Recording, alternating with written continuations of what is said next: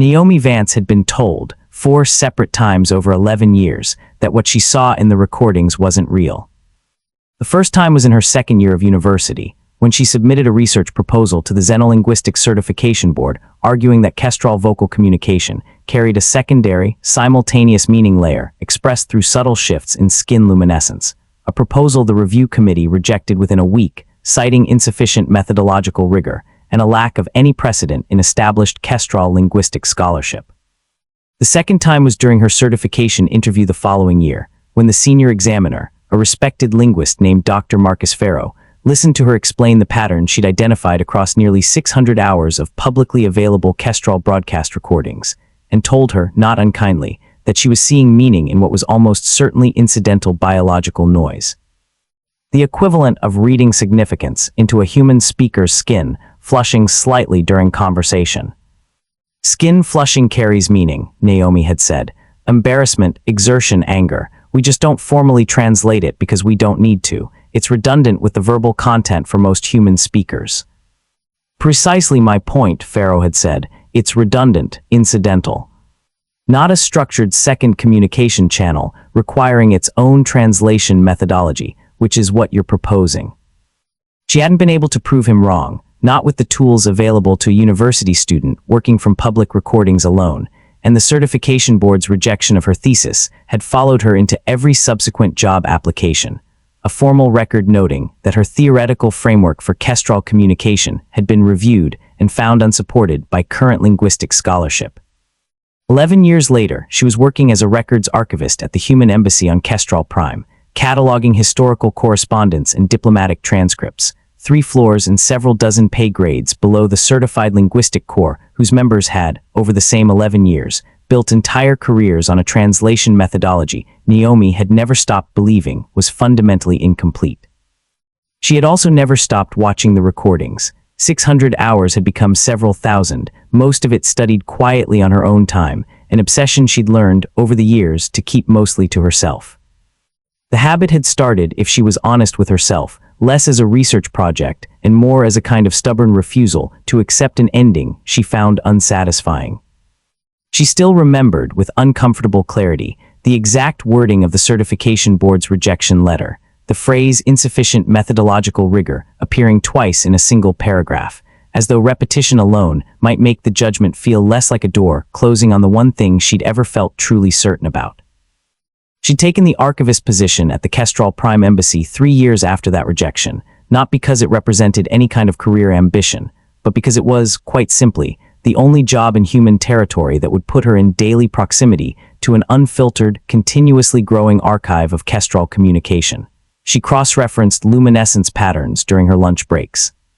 She stayed late some nights, running statistical correlations against footage the certified linguistic corps had already reviewed and moved past, looking for confirmations of a theory nobody, but her still believed was worth confirming. Her colleagues in the archive department knew about the habit, in the vague, faintly bemused way coworkers know about each other's private eccentricities. Cora Mediz, who ran the archive's cataloging systems and had worked beside Naomi for 6 years, had asked her about it once early on, watching her replay the same 40 seconds of Kestrahl footage for what must have been the 20th time that week. "You know the certification board already ruled on this, right?" Coram had said, not unkindly. "Farrow's group has the official framework. Whatever you're seeing in there, it's not going anywhere in your career, Naomi. I just don't want to watch you spend another decade on something that isn't going to change." "Maybe it won't," Naomi had admitted. "I've made my peace with that possibility mostly. I just haven't found a way to stop noticing the pattern once I've seen it. It feels less like ambition at this point, and more like an itch I can't quite leave alone." That's a strange way to spend 11 years. Probably, Naomi had agreed. I've never claimed it was a particularly reasonable habit. Just an honest one. The trouble that finally changed everything began on the 14th day of the Threshold Accord negotiations, a treaty intended to formalize trade and travel rights along the border between human and Kestrahl territory, and the most significant diplomatic undertaking either species had attempted since first contact 3 decades earlier. Naomi wasn't in the negotiation room when it happened. She was 3 floors below, in the archive, when the alert went out across the embassy's internal communication system, terse, and urgent in the particular way that meant something had gone seriously wrong. By the time she made it to the embassy's main atrium, the story had already spread through every department.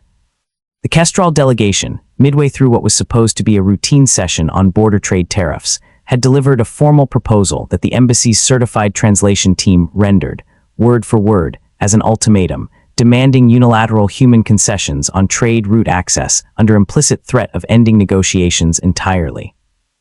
Ambassador Elias Thorne, the human delegation's lead negotiator, had responded with appropriate diplomatic firmness, formally objecting to what his own translation team assured him was an aggressive, coercive proposal.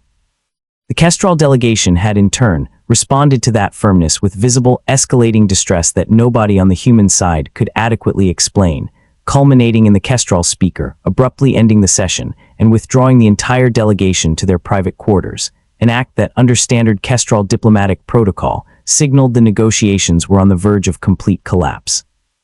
Naomi watched the emergency briefing from the back of the atrium, listening to Dr. Farrow, now the senior certified linguist overseeing the entire embassy's translation operations, explain to a visibly alarmed Ambassador Thorne exactly what had gone wrong, and felt something cold settle in her chest as she listened.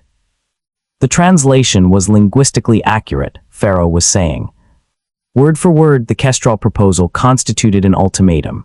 I stand by the translation's technical accuracy completely.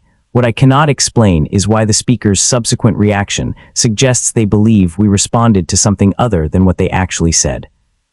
Naomi knew exactly why.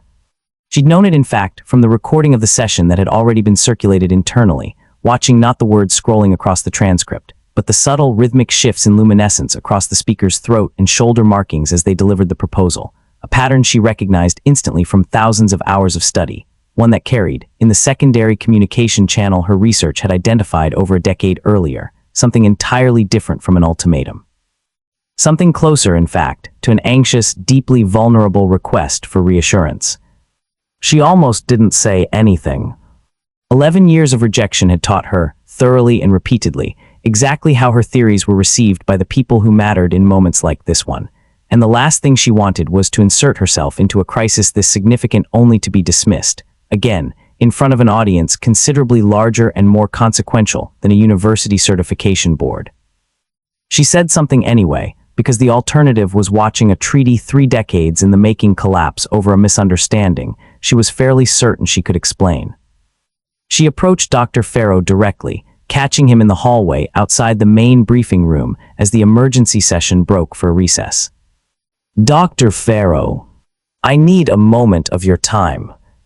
He glanced at her badge, the modest records archivist credential that identified her as someone with no formal standing in the current crisis whatsoever. I don't believe we've been introduced. This isn't really the time, Miss Vance, Naomi Vance. I submitted a linguistic research proposal to the certification board 11 years ago on secondary meaning channels in Kestrahl communication. You were the examiner who reviewed it. Something flickered across Farrow's expression, recognition mixed with visible impatience. I recall the proposal. I also recall explaining at some length why it wasn't methodologically sound. I appreciate that this crisis might seem relevant to your theory, Miss Vance, but I don't have time right now to revisit a decade-old certification dispute. I'm not asking you to revisit the dispute. I'm telling you I've watched the session recording, and I believe the speaker's luminescence pattern during the disputed proposal directly contradicts the verbal ultimatum your team translated. I think what they actually communicated was closer to a request for reassurance than a threat, and I think the reason the speaker withdrew in distress is because Ambassador Thorne's firm response was received, through that secondary channel, as a direct emotional rejection of a vulnerable overture, rather than a measured response to an aggressive demand. Farrow studied her for a long moment, and Naomi watched him weigh, visibly, the cost of dismissing her against the cost of being wrong about something this consequential. Show me, he said finally. They reviewed the recording together in a small side office, Naomi walking Farrow frame by frame through the luminescence pattern across the speaker's throat and shoulder markings during the disputed proposal, cross-referencing it against a decade of documented patterns she'd cataloged from public broadcasts, correspondence footage, and the handful of prior diplomatic recordings she'd had access to. This pattern here, she said, freezing the recording on a specific moment, This rhythmic pulsing, slow, then quickening, then slow again, appears in every recording I've cataloged where a Kestrahl speaker is expressing genuine vulnerability alongside a formal request. It's distinct from the pattern associated with actual coercive or threatening proposals, which tends to be sharper, more angular, less rhythmic. She pulled up a second recording, an archived clip from years earlier. Compare it to this exchange from a trade dispute recording 12 years ago, where a Kestrahl representative genuinely was issuing an ultimatum. Notice the difference in pattern. Farrow watched both clips in silence, several times, his expression shifting slowly from professional skepticism into something more uncertain. "I want to understand your methodology," he said finally. "How did you identify these patterns as meaningful, rather than simply cataloging what could be coincidental variation?" "Statistical correlation, mostly, across thousands of hours of footage. I cross-referenced luminescence patterns against context I could independently verify, formal apologies, expressions of gratitude, disputes, requests, refusals, situations where the surrounding context made the underlying emotional register reasonably clear, even without understanding the full verbal nuance. Over time, the patterns became consistent enough that I could predict, with fairly high accuracy, what emotional register accompanied a given verbal statement, even in recordings where I had no independent context to verify it against." She paused. "I know this isn't how certified linguistic research is normally conducted, Dr. Farrow. I don't have institutional backing. I don't have peer review. I don't have any of the formal credentials your field requires. I have 11 years of watching recordings on my own time because I never stopped believing the pattern was real." Farrow was quiet for a long moment, watching the frozen frame of the speaker's throat markings, mid-pulse, caught between the two states Naomi had spent over a decade learning to distinguish. "If you're right," he said slowly, "and I want to be clear that I am not yet certain you are, this changes considerably more than the outcome of one negotiating session. It means every certified translation my team has produced, for 30 years, has been systematically missing an entire second communication channel." "I know," Naomi said. "I'm sorry it has to be this significant a moment for anyone to finally check." They spent the next hour reviewing every recording Naomi had cataloged of the threshold delegation specifically, cross-referencing 11 years of accumulated pattern data against the specific luminescence signatures used by the current speaker and their senior aides, work that required Naomi to walk Farrow through a methodology he had spent over a decade of his career formally dismissing. "I need you to understand something before we go further," Farrow said, at one point pausing the review entirely. "If I bring this to Ambassador Thorne and it proves incorrect, the consequences will not fall on me alone. They will fall on you as well, and considerably more severely, given your position in this embassy. I want to be certain you understand what you're risking before I take this any further." "I've been risking my professional credibility for 11 years, Dr. Farrow," Naomi said. "I understand exactly what's at stake. I'm choosing to risk it anyway, because the alternative is watching a treaty collapse over something I'm fairly confident I understand, and telling myself afterward that I stayed quiet to protect a career I'd already spent a decade watching go nowhere." Farrow studied her for a long moment, something shifting behind his professional composure. "That is either considerable courage or considerable recklessness. I confess I am not yet certain which." "Maybe it doesn't have to be one or the other," Naomi said. "Maybe it's just 11 years of being right in private, finally deciding that's not enough anymore." Word of the crisis had, by that point, already begun circulating through the embassy's lower departments, reaching Coram Adiz in the archive well before any formal announcement made its way through official channels. "You're actually doing it," Coram said, finding Naomi in the corridor outside Farrow's office, her expression somewhere between disbelief and dawning pride. "The thing you've been chasing for 11 years. You're actually walking into the middle of a diplomatic crisis to prove it." "Looks that way," Naomi said. "I owe you an apology then. 6 years of watching you replay the same footage and telling you it wasn't going anywhere." "You don't owe me anything, Coram. You were being a reasonable friend, giving reasonable advice. Most reasonable advice would have told me to stop a long time before this. I just happened to be too stubborn to take it." "Good thing too," Coram said, and there was something warm and unguarded in it that Naomi carried with her into the preparation room for the rest of the afternoon. A small, steadying reminder that whatever happened in the next several hours, someone who'd watched the whole 11 years unfold had already decided the stubbornness had been worth something. Ambassador Thorne, when Pharaoh brought Naomi's theory to him directly, was considerably less patient than Pharaoh had been, understandably so, given that the treaty's collapse was now measured in hours rather than days. "You're telling me a records archivist has identified a translation error that 30 years of certified linguistic scholarship missed entirely," Thorne said, studying Naomi with an expression that mixed genuine urgency with visible skepticism, based on a theory the certification board formally rejected. "I'm telling you I believe the theory merits serious consideration, given the stakes," Pharaoh said, before Naomi could answer. "I've reviewed her analysis of the disputed session personally, cross-referenced against archived footage. I cannot yet confirm her theory is correct. I can confirm that if it is correct, it explains the speaker's reaction in a way our current translation methodology cannot." Thorne turned to Naomi directly. "If you're right, what do you recommend we do?" "We have perhaps 6 hours before the Kestrahl delegation is scheduled to formally announce whether they're continuing negotiations or withdrawing entirely."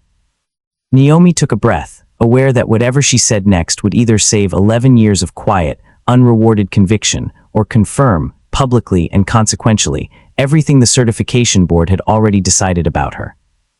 "I recommend requesting an emergency session with the speaker directly before the formal announcement. I recommend Ambassador Thorne personally deliver an apology for the perceived rejection, framed not as a diplomatic correction, but as an acknowledgement of an emotional register we failed to properly understand. And I recommend," she added, "that I be present during that session, with real-time access to video feed of the speaker's luminescence patterns, so that if my theory is wrong, we find out immediately, before any further formal commitments are made based on it." Thorne studied her for a long moment. "You're asking me to stake this treaty's survival on a theory with no institutional backing, delivered by someone with no formal standing in these negotiations." "I'm asking you to consider that the theory with institutional backing already caused this crisis," Naomi said. "I'm not asking you to trust me blindly, Ambassador. I'm asking for the chance to be tested in real time, where being wrong will be immediately, unambiguously obvious to everyone in the room." Thorne was quiet for a long moment, glancing between Naomi and Pharaoh, weighing a decision that Naomi understood, even from her limited vantage point, carried consequences far beyond this single negotiation. "Dr. Pharaoh, your professional assessment. Do you believe this theory merits the risk of an emergency session?" Pharaoh hesitated only briefly. "Ambassador, I have spent 30 years building my career on the assumption that our certified translation methodology was fundamentally sound, incomplete perhaps in its vocabulary, but structurally correct in its approach. Ms. Vance's analysis directly challenges that assumption, and I do not make this recommendation lightly, but I have reviewed her cross-referenced data personally, and I believe the pattern she has identified is real. I believe the risk of doing nothing, of allowing this treaty to collapse without at least attempting a corrected approach, is considerably greater than the risk of testing her theory under controlled, observable conditions." Thorne nodded slowly, some visible weight settling onto his shoulders as he made the decision. "Arrange the session. Miss Vance, you'll have your real-time access. I want to be clear that if this fails, if the speaker's response confirms our original translation was correct after all, this embassy will have compounded a serious diplomatic error with an even more serious one. I am authorizing this because I believe the alternative, doing nothing while a 30-year effort collapses, is worse. I am not authorizing it because I am confident you're right." "I understand, Ambassador. I wouldn't ask you to be confident. I'd only ask you to let the evidence speak for itself, one way or the other." The emergency session took place 4 hours later, in a smaller, more private setting than the formal negotiation chamber. Ambassador Thorne, Dr. Pharaoh, and Naomi seated across from Speaker Vihalen Ursethis and 2 senior members of the Kestrahl delegation. The atmosphere tense in a way Naomi had never personally experienced, but had studied secondhand in dozens of archived recordings of diplomatic exchanges gone wrong. In the hours before the session, Naomi had found herself, for the first time in 11 years, genuinely uncertain about her own conviction, pacing the small office she'd been given for the preparation, running the disputed footage one final time, searching for any detail that might undermine the confidence she'd carried into Thorne's office that morning. "Second-guessing yourself?" Pharaoh had asked, finding her there during a brief lull in the preparations. "A little," Naomi admitted. 11 years is a long time to be certain about something in private, where being wrong costs you nothing but your own quiet disappointment. It's a different kind of certainty, doing this in a room where being wrong costs an entire treaty." I understand that distinction better than you might expect, Pharaoh said. I have spent 30 years building a career on methodology I was taught to trust completely. I am now, for the first time, seriously questioning whether that trust was ever as well-founded as I believed. I confess I find the experience considerably more unsettling than I expected. He paused. For what it's worth, Miss Vance, I have reviewed your data as rigorously as I know how, and I do not believe you are wrong. I would not be sitting in this office with you if I did. Thorne opened the session with careful, formal language, delivering an apology that had been drafted and redrafted several times in the preceding hours, framed exactly as Naomi had recommended, not as a correction of the speaker's proposal, but as an acknowledgement that the human delegation had misunderstood the emotional context behind it. Naomi watched the speaker's throat markings throughout the apology with focused, careful attention, and felt something in her chest loosen slightly as the pattern she'd predicted began to emerge, the same slow, rhythmic pulsing she'd identified in the original disputed session, this time carrying unmistakably something closer to cautious relief than continued distress. He's responding well, she said quietly to Pharaoh, who was watching the same feed on a secondary monitor. The pattern's shifting toward what I've cataloged as tentative reassurance. It's not fully resolved yet, but it's moving in the right direction. Pharaoh nodded slightly, still watching intently, and Naomi understood from his expression that he was running his own independent assessment, cross-referencing her real-time interpretation against everything he'd learned in the preceding hours, unwilling to simply take her word for it even now. The speaker responded to Thorne's apology with a formal statement of their own, delivered in the same measured, careful tone that had characterized the entire negotiation, and Naomi watched the verbal translation scroll across her tablet, even as she kept her primary attention fixed on the accompanying luminescence pattern. The certified translation rendered the speaker's response as a cautious, conditional acceptance of the apology, formally correct, but Naomi suspected immediately, missing something crucial in tone. There's something underneath this, she said quietly, watching the pattern shift again, faster now, a rhythm she'd cataloged before but rarely, associated in her research with genuine, significant vulnerability rather than routine diplomatic caution. This isn't just conditional acceptance. I think the speaker is trying to tell us something more personal is at stake here, something beyond the trade terms themselves. Can you be more specific? Pharaoh asked, quiet enough that only she could hear. Not with certainty, but if I had to guess, based on the intensity of this pattern, I'd say this treaty means something to the speaker personally, beyond the formal diplomatic stakes. Possibly something about legacy or trust, given how this particular pattern has appeared in other recordings I've studied. Ambassador Thorne, watching Naomi's quiet exchange with Pharaoh, made a decision that surprised everyone in the room, setting aside his prepared talking points entirely. Speaker Sethais, he said, I want to ask you something directly, if you'll permit it. Is there something about this treaty, beyond its formal trade provisions, that carries particular personal significance for you? The speaker went very still for a long moment, and Naomi watched their throat markings pulse in a pattern she'd never seen documented before in any of her archived footage, something raw and unguarded that made her hold her breath, uncertain whether she was witnessing something meaningful or simply failing to interpret a pattern she hadn't yet cataloged. When the speaker finally responded, their answer, once translated, explained everything. My predecessor negotiated the first trade framework between our peoples, 30 years ago. The translation read, Naomi watching the accompanying luminescence confirm every word is genuine rather than merely diplomatic. That framework collapsed within 2 years, due to what my people came to believe was a fundamental incompatibility in how our species communicate trust.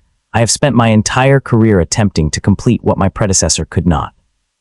When your delegation responded to my proposal with what I perceived as immediate, forceful rejection, I believed I had made the same error my predecessor made, that our peoples remained, after 30 years, still fundamentally unable to understand each other's intentions. I withdrew not out of anger, but out of a grief I did not expect to feel so completely. The room was quiet for a long moment after the translation finished, and Naomi felt something in her chest tighten, the particular weight of finally understanding, completely and at considerable cost, exactly what had been at stake in a crisis that had, until minutes earlier, existed for her mostly as an abstract linguistic puzzle. Speaker, Thorne said, his voice carrying a warmth that hadn't been present in his earlier, more formal apology, I want you to know that our error was not a rejection of you, or of this treaty, or of 30 years of effort by 2 generations of your delegation. It was a failure of understanding on our part, one we are only now, through considerable effort, beginning to correct. I would very much like the opportunity to continue these negotiations with a fuller understanding of what we've been failing to hear. The formal resolution of the Threshold Accord crisis took another 6 days, during which Naomi Vance found herself, with startling and somewhat overwhelming speed, transformed from an anonymous records archivist into the central figure of an emergency linguistic review that ultimately confirmed her decade-old theory in full, with resources and rigor she had never had access to as a rejected university student. Those 6 days were not, Naomi would later admit, entirely comfortable ones. The certification board's initial response to Pharaoh's request for an expedited review was, predictably, cautious to the point of resistance, several senior members openly questioning whether a crisis-driven validation, however successful, constituted sufficient grounds for revising 30 years of established methodology. "I want to be direct about something," one board member, a formally credentialed linguist named Dr. Osei Marchetti, said during the review's second day, addressing Naomi across a conference table considerably more intimidating than the small archive office she'd spent 11 years working from. "A single successful application of your theory, however dramatic, is not the same as rigorous, peer-reviewed validation. I am prepared to acknowledge that something occurred during that emergency session that supports your framework. I am not yet prepared to acknowledge that 11 years of unsupervised, uncredentialed observation constitutes a methodology this board should formally adopt." "I understand the distinction you're drawing, Dr. Marchetti," Naomi said, meeting the skepticism with the same steady patience she'd learned, slowly and expensively, over a decade of similar conversations. "I'm not asking the board to adopt my methodology on the strength of one crisis alone. I'm asking for the opportunity to demonstrate it properly, with the resources this review has finally made available to me, resources I never had access to as a student. Give me access to the full archived footage collection, formal statistical review, and I'll show you the pattern holds across thousands of hours, not just the one session that happened to matter enough for anyone to look." Dr. Pharaoh, seated beside her, added his own weight to the request. "I would remind the board that I was, until 6 days ago, among the most skeptical voices regarding Miss Vance's theory. I do not offer my support lightly, and I do not offer it based on a single dramatic success. I have spent the last 6 days reviewing her cross-referenced data personally, alongside my own team, and I can confirm the correlation she has identified holds consistently across every sample set we've tested it against. This is not a lucky guess that happened to work once. It is a genuine, previously unrecognized linguistic structure that this board has, through no fault of Miss Vance's, spent 30 years failing to properly investigate."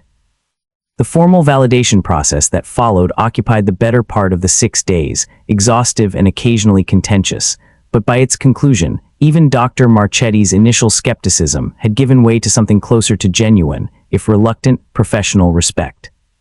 Dr. Pharaoh, to his considerable credit, became one of her most vocal advocates during that review, presenting her original research alongside the crisis data to the very certification board that had rejected her 11 years earlier, framing the presentation not as vindication of Naomi specifically, though it was clearly that as well, but as an urgent, necessary correction to 30 years of incomplete Kestrahl linguistic scholarship.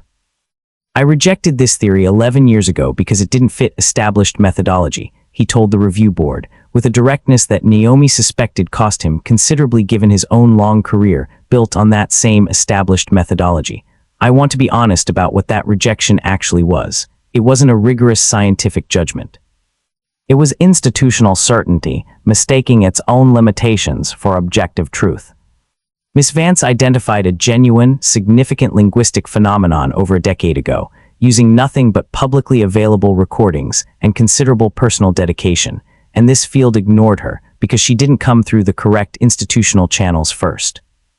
The board's formal revision of Kestrahl linguistic methodology, incorporating what came to be known, somewhat to Naomi's private amusement, as the Vance dual-channel framework, took effect within the year, fundamentally changing how every certified Kestrahl interpreter approached their work, and preventing, according to a later diplomatic review, at least 3 subsequent misunderstandings that might otherwise have escalated into serious incidents. Naomi visited the Kestrahl Embassy District a year after the crisis, no longer a records archivist, but the newly appointed head of a small, specialized department dedicated entirely to dual-channel linguistic analysis, a title that would have seemed, 11 years earlier, entirely beyond the reach of a university student whose thesis had been dismissed as methodologically unsound. Speaker Ursethis met with her personally during that visit, an honor Naomi understood from her own research into Kestrahl diplomatic protocol was not extended casually. "I wanted to thank you directly," the speaker said, their throat markings pulsing in a pattern Naomi now recognized, with considerable personal satisfaction, as genuine warmth. "I have been told the details of how you came to understand our language, 11 years of study conducted entirely on your own initiative, with no institutional support and considerable professional cost. I find myself curious what sustained that dedication across so many years of rejection." Naomi considered the question for a moment before answering honestly. "I think I simply couldn't unsee the pattern once I noticed it. Every certified translation I encountered afterward felt incomplete to me, like reading half a conversation and being told it was the whole thing. I kept studying because the alternative was accepting that my own observations weren't real, and I never quite managed to convince myself of that, no matter how many times I was told I should." "That is a very particular kind of stubbornness," the speaker observed. "I've been told that before too," Naomi said, usually less kindly. The speaker's markings pulsed again, a pattern Naomi's own research had long ago catalogued as amusement. "Among my own people, we have a concept that does not translate cleanly into your language, roughly rendered as the patience of the unheard voice, describing someone who continues speaking truth they believe genuine, long after their audience has stopped listening, trusting that truth eventually finds someone willing to hear it properly. I did not expect, 30 years into my career, to find that concept embodied so completely by a human records archivist working quietly in an embassy basement." "I wasn't trying to embody anything," Naomi said. "I was just trying to understand something I found genuinely fascinating and refusing to let other people's certainty override what I could see with my own eyes." "Perhaps," the speaker said, "that is precisely what the patience of the unheard voice actually requires, not grand ambition. Simply the refusal to stop looking, long after everyone else has decided there is nothing left to see." Naomi thought about that for a long time after the meeting ended, walking back through the embassy corridors that had once defined the entire boundary of her professional life, past the records archive, where she'd spent so many quiet hours studying recordings nobody else believed were worth the attention, and understood, with a clarity that felt earned rather than simply granted, that 11 years of being told she was wrong had never actually been a verdict on whether she was right.